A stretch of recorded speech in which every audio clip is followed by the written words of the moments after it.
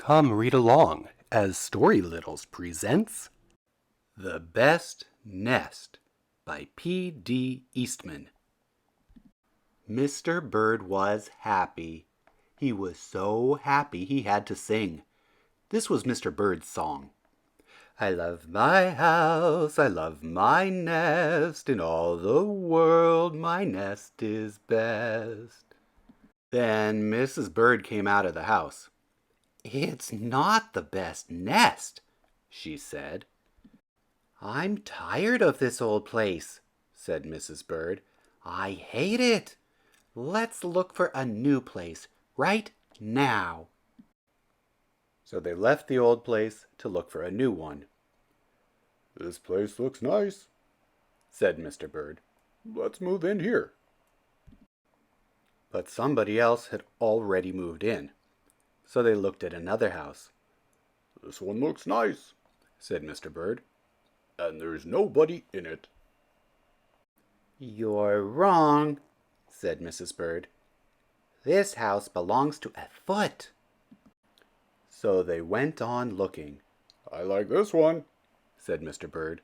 It has a pretty red flag on the roof. I've always wanted a house with a flag, said Mrs. Bird. Maybe this place will be all right. But it was not all right.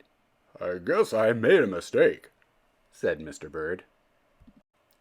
You make too many mistakes, said Mrs. Bird. I'm going to pick the next house. And here it is, right here. They flew in. They looked around. Isn't it too big? Asked Mr. Bird. I like this big place, said Mrs. Bird.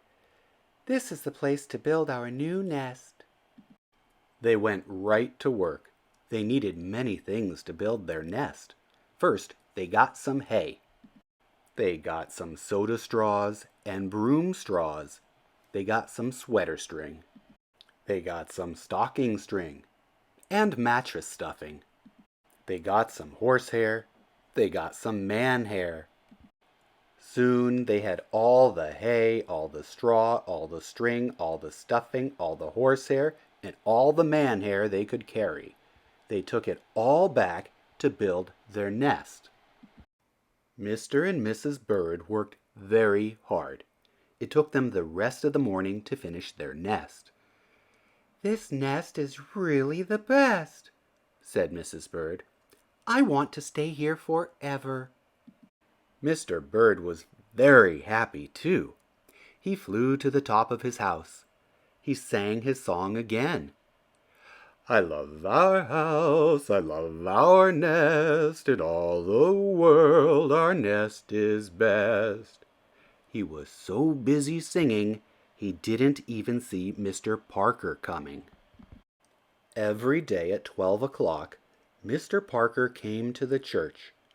Mr. Parker came to pull a rope. The rope went up to the bird's new nest. The rope rang the big bell right under Mrs. Bird's nest.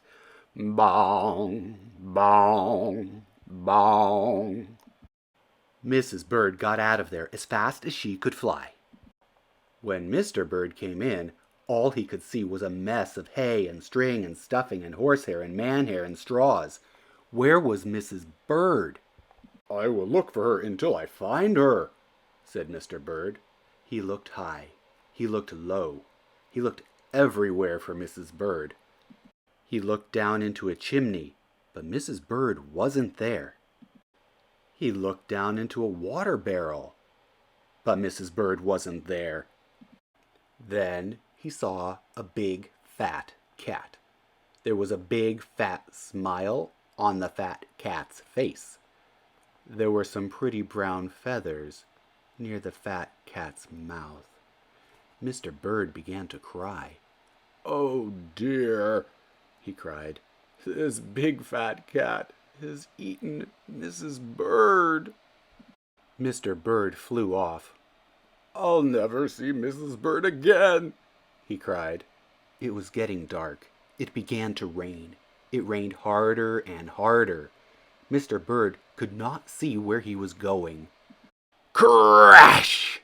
Mr. Bird bumped into something. It was his old house, that old house that Mrs. Bird hated. I'll go inside, said Mr. Bird. I'll rest here until the rain stops.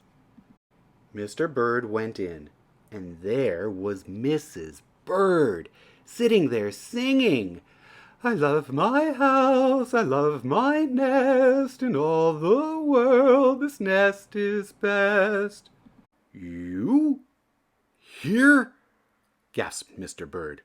I thought you hated this old nest. Mrs. Bird smiled. I used to hate it, she said, but a mother bird can change her mind. You see, there's no nest like an old nest for a brand new bird. And when the egg popped open, the new bird thought so too. Thank you for enjoying Story Littles. Please subscribe and like our videos. Also, click that tiny little bell and you'll be notified of our upcoming titles.